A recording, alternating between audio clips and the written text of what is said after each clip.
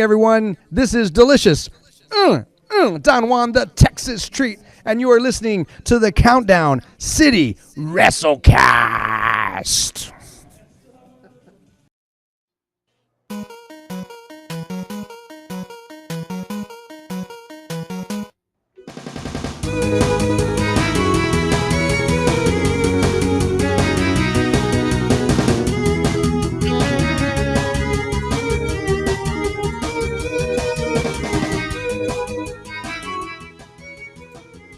What's up, heels and baby faces? Welcome to another episode of the Countdown City WrestleCast. I'm your host, JC. Joining me this week is Tommy. Yo. And we got Mike. What's up? I'm Mike, and we are in 2022 Electric Boogaloo, and welcome to the Countdown City Claudio Cast, Week 2. I'm all for that. So, thank you guys for holding it down. I got a nice little family vacation, a good chance to recharge, reset, and then just enjoy. If I look a little darker, it's because we got a lot of sun on South Padre. I know when I look dark. Oh wait, never mind. This ring tonight doesn't exactly help a bit with that, but it's we all got a nice little tan. Kind of evened out my softball dad tan a bit because it's pretty bad. Anyway, thank you guys. I appreciate it. It was weird seeing it show up, and I'm not on it. That was the first time that's happened since we started this. That was. We did note that. It felt weird doing it without. I know I've missed shows before, but to do a show without you was it was cool. Like to do it with Mike and all. I was just like, wow, this feels really odd to do it without JC here. It was a historic show. Yeah, it was. I think you guys had a good time with it. Appreciate Steady stepping up to do a little bit of the back end production too. Producing it and everything, being the guy behind the desk, if you will. Honestly, all I could think about with Steady there was like the very first shows that we ever did where he was behind the camera just dying laughing because we would jump into the most random, obscure wrestling facts that almost had nothing to do with the thing we were actually talking about. Yeah. Well, thank you, everyone who joined. I know there was a lot of comments on it. I was on it for a short time, but then we're just enjoying the family. The kids we let the kids stay up late last week too. So, random Funko Pop giveaway at 10 p.m. Thanks, Big Mike. Okay, I don't know who the Facebook user is. Steady explain who this guy is, and if for some reason it doesn't show up on our end, but it's just up on Facebook. Yeah. It's kind of weird that it does that on this side of it. I'm not sure why. So. Look, yeah. I'm gonna take like my least favorite one. Like you get my Josh Whedon Funko Pop. How about no, I don't have a Funko Pop of him. Yeah, and then there's Burns. What's up, man? Hi, everybody. Hey, hi, everybody. So, hi, Dr. Nick. We are live on the Countdown City Geeks YouTube. We're live on Countdown City Geekcast Facebook page, talking about Money in the Bank primarily. That's what we're going to be discussing today. We're also going to recap some of the results, just quickly discuss Against All Odds. Nothing major as far as title changes went with that show, but there were some interesting match results. A little bit of some payback from the previous pay-per-view and what that could be setting up as we get into Bound for Glory season as well for Impact. So, wrestling news-wise, is there really much out there? Surprisingly, no. I mean, it seems like everything's just died down since Vince McMahon's whole ordeal. So, well, kind of related. I mean, I don't know if it's a big news thing, but there was a report that Stephanie McMahon gave a kind of address to the troops backstage before Money in the Bank. And despite, our disdain for her character on screen, everything I've heard is that backstage she's loved and she's like real easy to get along with. Along with Triple H is apparently back in NXT.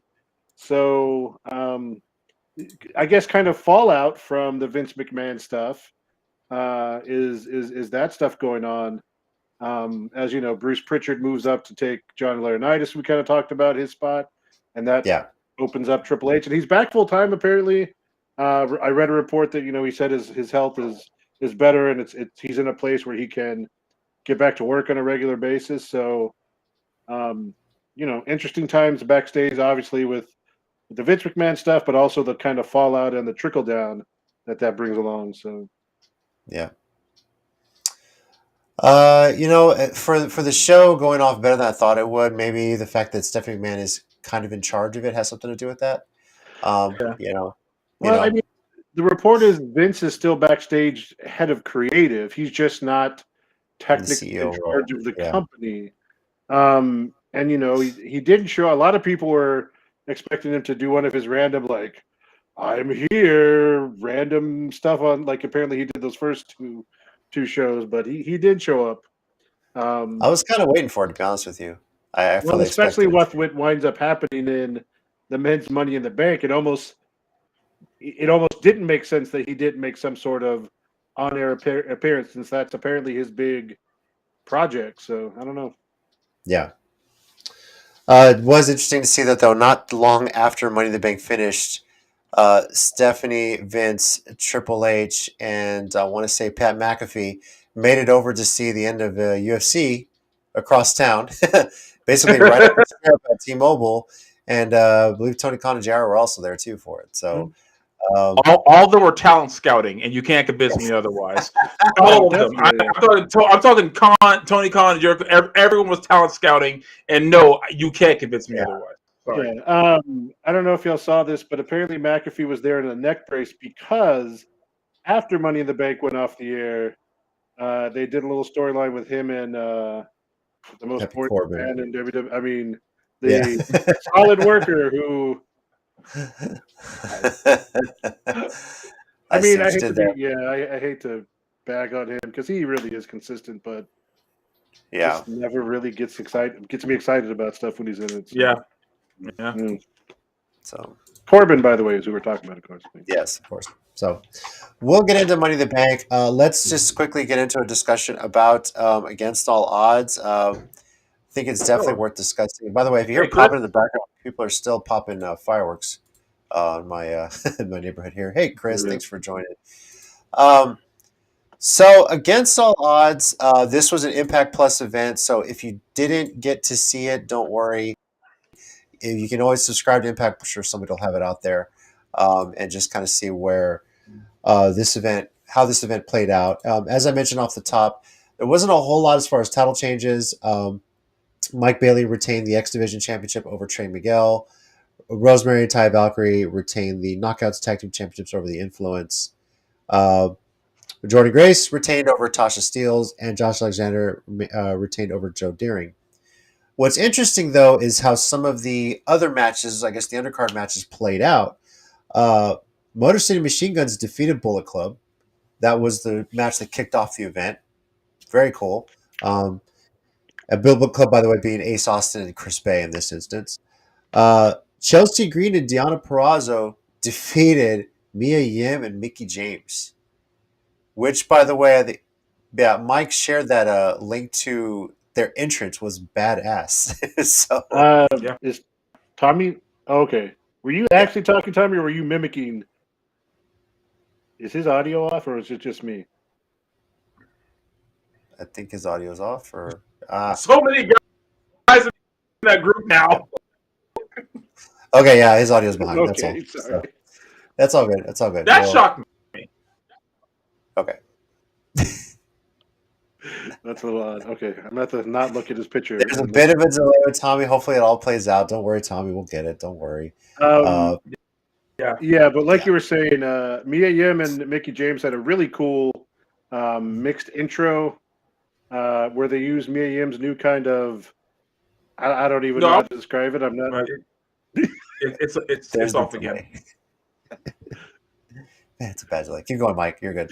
Kind of mixed her new theme that she's got back to Impact, and then it turned into hardcore country, and they both came out cowboy hats, and just a cool little they're not obviously a normal tag team by any means, but just a cool little mixed entrance.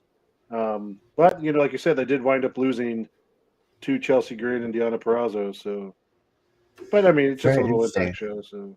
And I'm wondering if Green and Purrazzo keep that tag team going, because that's a pretty good tag team. If you're not going to put either of them immediately back into a title picture type thing, it's not the worst thing. You know, I mean, like we've talked about a lot, Impact does a really good job of their women's division, and you know, so it'd be a good thing for them if they're not going to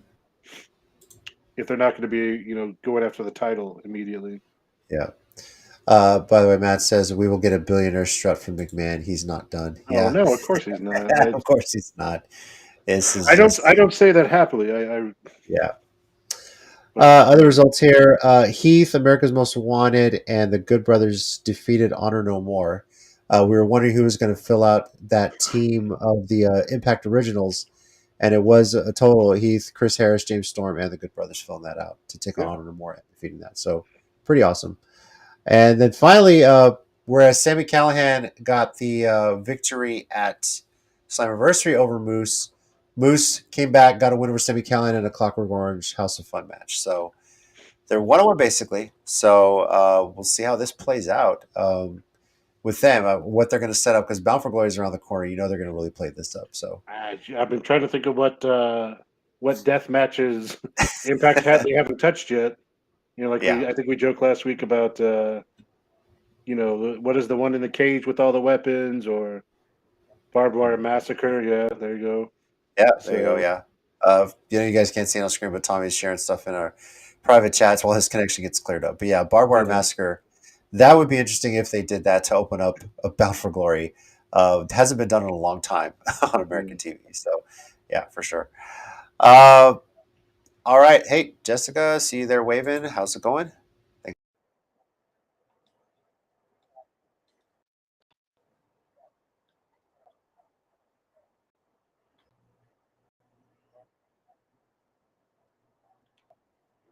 Oh no, JC, are you frozen too?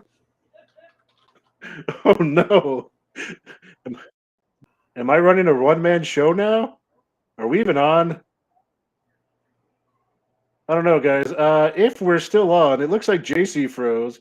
Tommy's connection is not working. So this is either me on a one-man show, or we're not streaming and I'm talking to myself. Hey, there we go. Yes, we're streaming. Hey. We're streaming. Jesus, this sucks. All right. Anyway, thank you, everyone. If you haven't seen Against All Odds, you can check it out. Get subscribe to Impact Plus, and you'll be able to see that as well on the show. Jesus, these freaking! I was starting to freak out. I was just gonna start singing random songs and see what happened, because I was kind of all alone. This 2022 Electric Boogaloo is still giving us crap. So yeah. Yeah, the stream should have still been going, thankfully. That's kind of the beauty of it, because this happens to steady sometimes too on the Geekcast. So, all right. Well, that was Impact Against All Odds. Let's see where we go from there, see where Impact goes. The road to Bound for Glory continues on. That'll be in October, so might be a couple of more Impact Plus events in the meantime. So, worth getting that if you haven't gotten it already. So, now, though, is a good chance to talk Money in the Bank. One that, you know, this was a interesting pay-per-view to say the least. And we all know what has been happening with WWE recently. They couldn't sell this at Allegiant Stadium where the Raiders play. They moved it to the MGM Grand Garden Arena where the first Double or Nothing took place, by the way, with AEW. And then you think about that, Double or Nothing actually took place this year at T-Mobile Arena, which happened to be where UFC was running a pay-per-view the same night. So, for what it's worth, though, the crowd was into it. I was actually very impressed with this. Show went pretty well. I think better than I expected it. But, you know, this was actually one that the kids stayed up to watch, and they just love the ladder matches. And Liv got a new fan with Audie. She really enjoyed it, was cheering her on, both in the Money in the Bank, and then, of course, when she cashed in as well. So, but real quickly, guys, thoughts on the show itself, like overall, what you liked, disliked, some of the best moments, in your opinion? Yeah, I mean, it was a solid show again. It was. The people on the roster are kind of always showing up. I mean, Theory and Lashley had a good match. I'm not hyped on Theory, but that's not really his fault per se.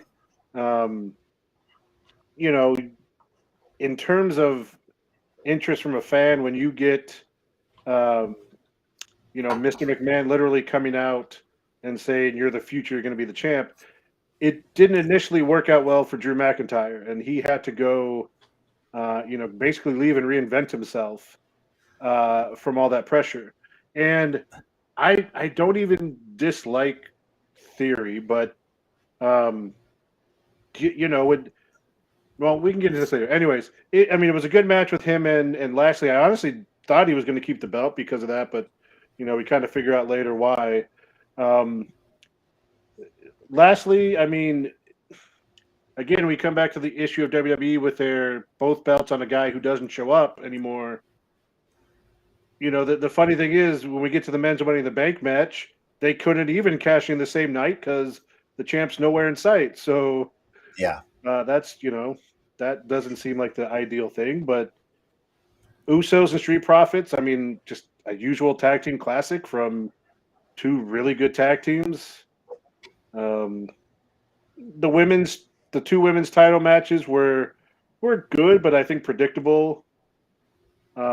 Obviously, with the SmackDown one having the cash in at the end. The women's Money in the Bank match was good. We kind of talked about this in our chat. Feel really bad for Shotzi. She had a bad night. She had some botches on moves. It happens. And people coming at her on social media is really, really shitty. But the crowd still got into the match, and it didn't. In the arena, like you said, the crowd was great. It didn't take anybody out of it. In the crowd, at least from what I could tell. So, yeah, I don't understand the hatred for Shotzi because I don't remember anything bad that she did during the match when it was all said and done. It's not like she did anything.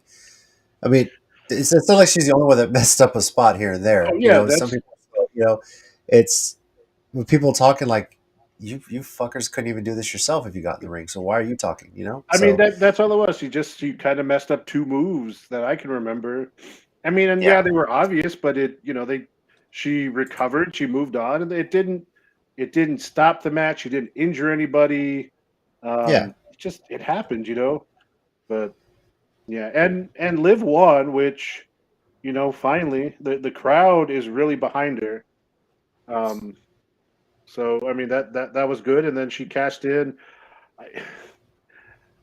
I don't like to give WWE credit often, but I'll give them credit for the cash-in sequence because let me put it this way: I totally would believe WWE would let her win the briefcase and then lose the cash-in. I was fearful of that too, as the way the match played out. Yeah, because in WWE's weird way of like, oh, that'll be some heat, and then she'll get sympathy. Like they overthink sometimes their booking. They sometimes want to make it way too more complicated, but I'll give them credit. Sometimes the cash-ins are immediate because the other person's so hurt. Like Ziggler's with Del Rio. Even when the person's injured, you almost think they're going to blow the cash-in. But she pulled it off. She kicked her injured knee, rolled her up, and Liv's a champ. And now the question is, let's see what kind of reign they give her, which we've seen more than enough times them put a champ on a fan favorite and then give them a crappy reign. So, yeah, Tommy, I know you didn't get to see the show, and even if you got audio delay, feel free to share your thoughts on some of the results and some of the things you saw coming out of Money in the Bank.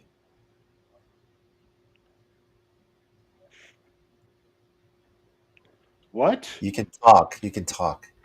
Oh, you can try talking. We'll see if there's a delay. You're the number one Austin Theory fan, is what you're saying? I'm just kidding. Yeah, he's chatting with us, and he's telling us, why did Austin Theory win? And that seems to be a very common theme around wrestling. Yeah, I think he's trying to talk. Just going to let his audio come through and see what happens. So, no. Oh, son of a bitch. Oh, I love it.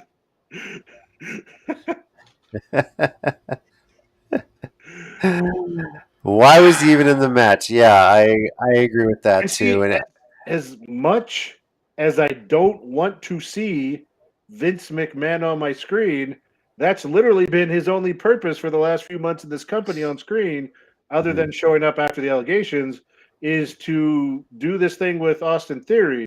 So obviously the announcers were, oh, obviously this was a Vince McMahon thing. He, whatever. I mean, I don't know, but it would have made more sense to just have a little skit in the back. Or people said, even if you don't want Vince McMahon, I saw this. People said, if you don't want Vince McMahon on the screen, have him go into the door that after he loses to Lashley, go into the door that says Vince McMahon. So then the announcers can speculate, oh, why is he going in there? And then there's at least that little thing to reference later. And like I said, my biggest thing is it's not even him. Like, he's really talented. I think he's going to be a great superstar. But when Vince McMahon, who has made himself a villain for so long and in general is just kind of out of touch with wrestling, comes out and says, oh, you're the future. You're going to be a future WrestleMania main eventer. And then it's shoved down our throat. Some fans like us don't really enjoy that. Like, it's also kind of frustrating because for years you had this huge roster of talent that we were like, this guy could be big, this guy could be big, this guy can be big. And it was Reigns and it was Lesnar, and no one was ever really allowed to get pushed too far. Then all of a sudden, out of nowhere, this young kid, oh, this is the one. After all this time, like, to me, it's not Theory's fault. It's just now you decide to shove someone down our throat again. Like, it's frustrating. Yeah. Tommy's saying, once again, it's too much pushing too soon. It kills the natural progression. True. Some of the thoughts we're getting. Burns, so happy for Liv. I think everybody is. Yeah. The excitement's genuine. Like you said, Mike, I was worried too. Is that when they played that little 30-second match, Ronda wasn't really down. She was nursing the knee injury. She was selling that. And you wondered if Liv was cashing too soon or if she was just going to at least tease her about it. But she put it in, and then you thought maybe, as she had her in the ankle hold, it was like, don't do this to her. That would just suck. Like, this would get booed out of the building. And I do want to say this, because I have crapped on Ronda fairly a lot over her time back. Mm-hmm. She played well because when she's leaning against the rope and she hears Liv's music, you see her mouth, oh shit, like, oh, someone's coming. She knows what's going on. Now, if you're familiar with Liv, I forget what the move's called off the top of my head, but she has the move where they're like leaning against the ropes and she bounces off and kind of brings them back with a like a flatliner type move off while they're kind of leaning against the rope. And Ronda was leaning against the ropes, kind of holding herself up. And I thought Liv was just going to run in and pull that move up, and then Ronda stands up. So then, they did, like you said. I was like, oh, don't do this to her. Another thing I'll give credit, again, these are rumors, so I don't know if this is fully 100% true, but there was talk apparently backstage that Ronda, I don't think she's leaving. I know we talked in the chat that, like Tina said, she thought she was taking another break, but apparently the plan is to have a rematch with Liv at SummerSlam, like an actual match. But apparently Ronda said she wanted to lose the title to someone who was really passionate about wrestling and about the WWE. So if that's true, then, more kudos to her because, she picked a great person and someone that the fans, like you said, are really getting behind. And it's funny, and Tommy mentioned in one of our messages, going back to Theory, it's really not Theory's fault. He's more of a victim of this bad booking. And they're almost the two sides of the coin with Liv and Theory. Because, like you said earlier, the fans have been screaming for Liv for a couple years now, and it was always like, oh, we're gonna put. No, just kidding. We're not gonna put. Oh, we're gonna. No, we're not gonna push her. And then Theory, like, he's talented. He was funny in NXT with Gargano and with the Way, the Way. But now it's like, this is the man. This is, it's Cena to Reigns to Theory, and we're kind of like, whoa, like, slow down. Like, let him grow on his own. Cena got big because he grew on his own, because, the fans kind of did that. Roman was kind of pushed down fans' throats, and it wasn't until he turned heel that people started to appreciate him, So, and that's something with Theory. You have to kind of let it happen. But, if they push him like this and he's a heel, he's a top heel, by all means, it works, But my thing is, this briefcase, It would be hilarious to me if he tries to cash in on whoever wins at SummerSlam and loses his cash in spot at SummerSlam, because it's be funny for him to try and cash in on either Lesnar or Roman Reigns at this point, injured or not. The way they I built up both characters. I know I don't. We don't really watch their weekly television, but I would really crack up if, like, in the next week or two, there is like a scene with Theory like backstage, like, what am I supposed to do with this briefcase? He's never here for me to cash in on. He's showing up like twice in the next month, and he knows when I'm like. I just think it would be kind of funny to kind of point that out because I mean, like, I get it when Cena got to this point and Reigns, and then Lesnar was doing this. They don't show up. And it's Reigns did the thing where, oh, Lesnar, you're just a part-timer. I'm here every day grinding, and then he's become that again. So I don't know. Tommy says, I can't believe those are his only choices. Why are we getting Lesnar and Reigns again? I'm going to complain about that until SummerSlam. Right there with you, Tommy. Well, we got a little less than 4 weeks to hear from that too, so we'll be getting that. You know what the definition of insanity is? Yeah. WWE does. Just throwing that out there. Yeah, they beat the shit out of that too. It's called WWE, right? Yeah, thanks, Tommy. Bianca Belair defeating Carmella was a great match, better than people expected. I love Corey Graves' commentary whenever his wife is up there wrestling, and he even calls it out too why he's cheering for her. He doesn't like mystery that. And he says him and Carmella, if she wins, they're going to put this in Sin City. That was hilarious. I interested to see how they play that up, because with Carmella attacking Bianca afterward, what are they going to set up for SummerSlam, if anything? Well, I was thinking about this too, and but the announcers didn't really play it up.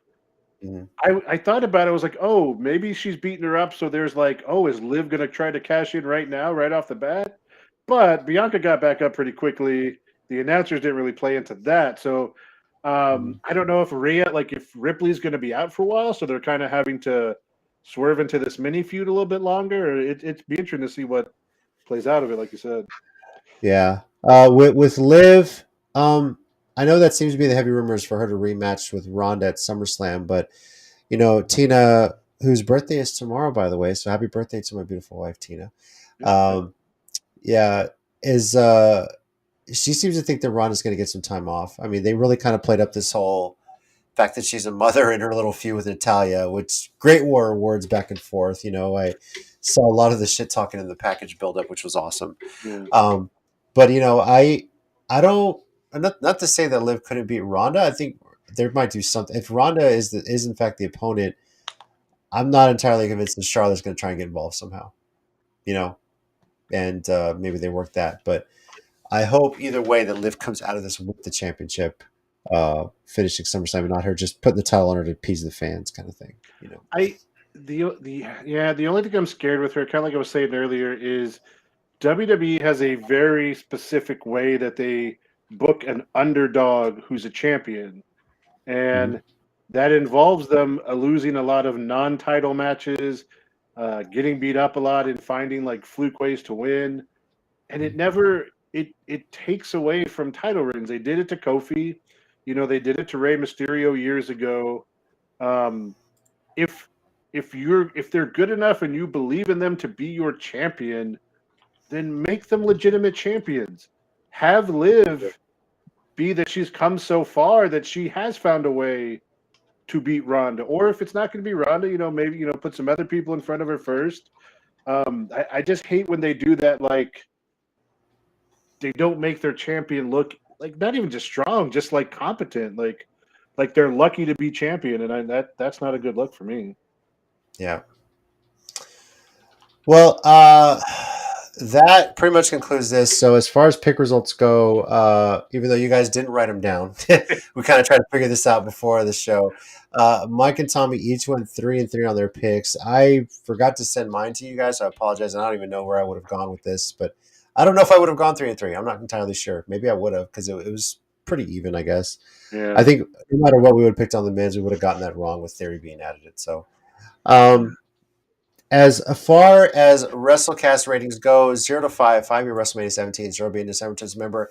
And if you are watching this live or if you catch this afterward, feel free to share what your WrestleCast rating is for WWE Money in the Bank. Yes, you can do 0.5, 0.25s, whatever. And just real quick before we go to the rating, because Tommy threw some things in the chat. He agrees that he hates when they do a champs where they book them really poorly. He wants poor Liv to have a good title reign. He says much like he hopes pretty soon Jasmine Allure will have a good title reign and Mission Pro. That's what he typed in the private chat to us.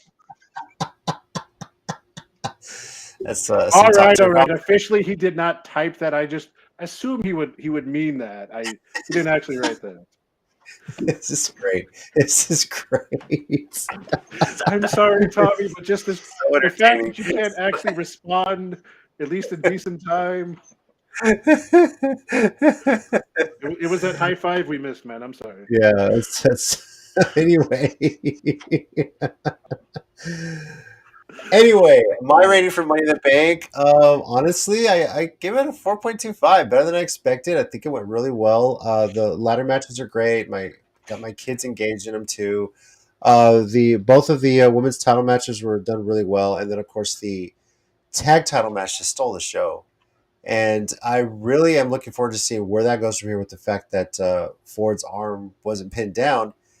Something that they planned. So I have a feeling they're going to be doing this again going into SummerSlam, and I'm all for it. This has been really cool to see the chemistry that the Usos and the Street Profits have in the ring. So pretty awesome. But 4.25 is my rating. Mike, what is your rating for this event? I'm going to go with the 4. It was solid. Again, not really to take anything away from the talent itself. The Liv thing was a pretty big thing. I appreciate that they finally gave her that push and went forward with her. I just feel like though that there's something missing in WWE right now. There's something like again with your big champion, never there, heading back into Lesnar versus Reigns. It's just the action's good. It's always solid, like you said. The tag matches, the women's matches were okay. Again, like I said, a little predictable. I don't know. It's just I'm missing something from my WWE right now, and other than Bayley, I don't know what it is. But that's kind of the big thing. People are wondering when she's coming back. What's going on with that? So she, what did she do? Online, she was like congratulating Liv and like she was so proud of happy of her. And then Liv posted something and she was like, all right, I'm over it. Like I had to go back and find it what Liv did or said. And then Bayley like, never mind, I'm over it. Tommy hasn't seen Money in the Bank yet, so he doesn't have a rating for himself on that. But I think honestly he might be pretty pleased with how it played out. So, this set. I mean, it's been one of the better shows WWE's had in a long time. So, can't argue against that. So, that being said, our rating for Money in the Bank is a 4.125. Not too shabby, WWE. Congrats on a good night. But again, I still think you should have put this event on a Sunday and not compete with UFC. You probably would have sold out Allegiant Stadium in Vegas, and that would have been a great way to kind of be a part of the 4th of July weekend in Vegas. So, I guess we kind of missed this on the news, but you just made me think. They signed Logan Paul to, I guess, an official WWE contract. They have officially signed him. They seem to be setting up him versus The Miz. I don't know if that's going to happen at SummerSlam or how soon they're going to work that in. I would assume so. Yeah, that seems to be the rage. And then we mentioned the Pat McAfee and Corbin match that they're setting up as well, which is talk about. I think someone put the joke. This is long-term booking. I think they were both NFL guys, and I think they both might have been on the Colts. They were both on the Colts at 2009, I think. Yeah. So, Tommy put in the private chat that the Logan Paul signing was kind of weird. I think this is kind of where WWE's at. They are full entertainment. They will bring in anybody that they feel is going to give them recognition or exposure. And, like, for what it's worth, not that I'm a big fan of it, but like we said, he represented himself well in the ring at WrestleMania. So it's not like what was the boxer Tyson Fury that was like at one of the Saudi shows, and you could tell he wasn't really into making having a good match. So like we talked about with Bad Bunny, and for at least for the one match Logan Paul had, you could tell that they worked real hard to not dishonor those who actually are wrestlers all the time. So I'll give him that. Like, I'm not a big fan of him in general, but it's WWE, so yeah. All right. With that, we can move into our 1 minute warning segment. Mike, do you have something this week? I always have something. All right. Well, whenever you're ready, good sir, set and go. So I know I said it at the top, but I can't go a show, I don't think, for a while without mentioning Claudio. And we talked a little bit about last week, the Blood and Guts match in AEW, and the great storytelling that they are getting back to with Claudio and Eddie Kingston. At the end of Blood and Guts, as we talked about, Claudio was on top of the cage. Eddie was on top of the cage trying to get Jericho to submit. Not from a move. Well, he had a move, but he was hitting with the elbows. And then Claudio had the sharpshooter on one of 3.0 or 2.0. I forget which one. And Claudio's man tapped out just before Jericho did. And you could tell Eddie was a little peeved about that. But he was like, okay, cool. But again, I know, they're going to play into that. And I look forward to that story unfolding because Eddie Kingston tells a great story. I'm really kind of shifting from Claudio to Eddie. I'm really sad that I didn't see more of his stuff earlier, knowing that this feud goes back to like before Claudio was in WWE, when he was still the first time Claudio. This kind of story goes all the way back there. I'm really sad that I wasn't bigger into Eddie at the time. So I look forward to that story and the eventual match and feud that's going to come out of that. Yeah, and with AEW owning Ring of Honor, I'm sure they'll be able to use a lot of that video library when they set up this big match too. How that history is going to play out eventually when they get there. Think they could buy some Chikara footage, or? I mean, I'm sure. I mean, it hasn't stopped them before. They happen to get some rights to some footage to use as a build up. I'm sure Chikara wouldn't mind that. Tommy says there are a few from Chikara for Kingston. Right, yeah. Oh, on YouTube. I'm pretty sure they can get permission from Chikara just to kind of throw those in as part of this because it'll give Chikara some exposure. But whether this plays into All Out or if they do it later on in the year at Full Gear, Tommy, Chikara's not actually like up and running anymore, right? No. Oh, okay. I thought that's what I thought. Because I don't know, Tommy, I think we talked about this last week because someone had basically made a post talking about how all these Chikara guys are making it big now in AEW and WWE, and Quackenbush is like selling NFTs on some website or something. So, I thought that Chikara was no longer open. Tommy says he might as well sell them the library. And then they were called out for Quackenbush, called out for mistreating talent. Was that Me Too or other stuff as well? Me Too. Okay. Well, there we go. So sell that and just stay away from him. Yeah, it's crazy. We're talking about Quackenbush and Claudio, and that's one of the more legendary ACW matches too that people remember from the venue. Claudio. The show before we went, right? I know. I'm sure Tommy. I think I mentioned that last week too. That was right, like literally the show before. Yeah.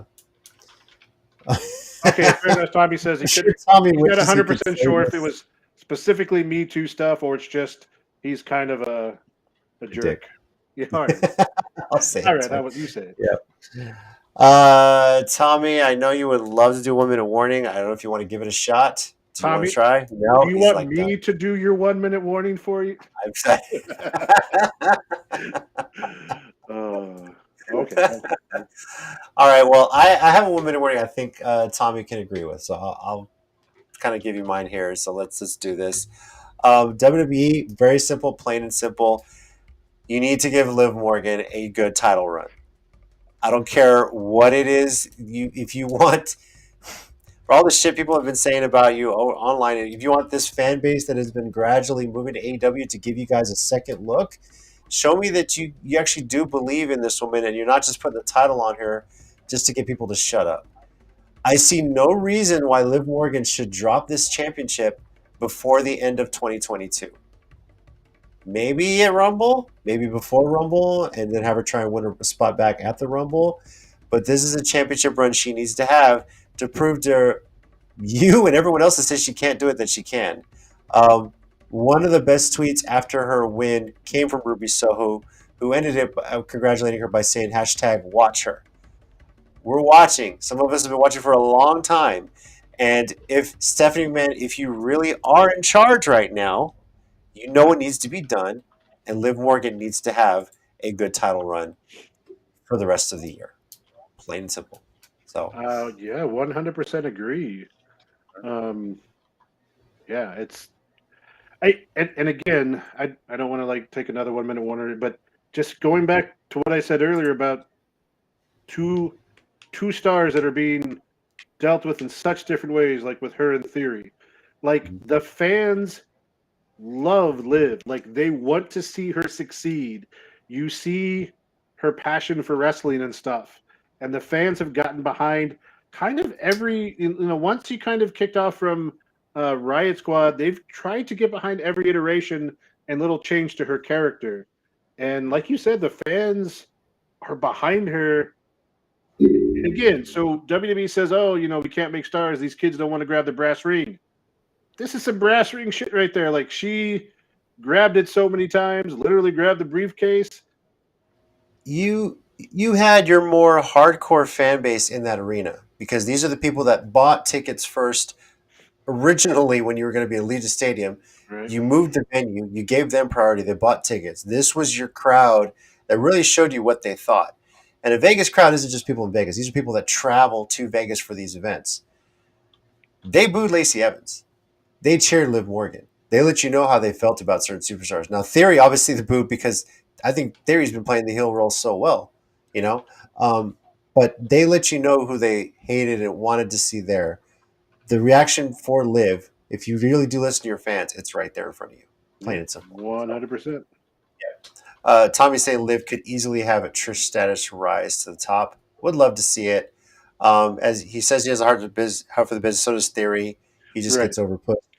Yeah, maybe overpushed. Maybe that's the strategy. Push him so much like this that he is a top heel. And I think that's something that WWE's lacking a bit right now, aside from Reigns.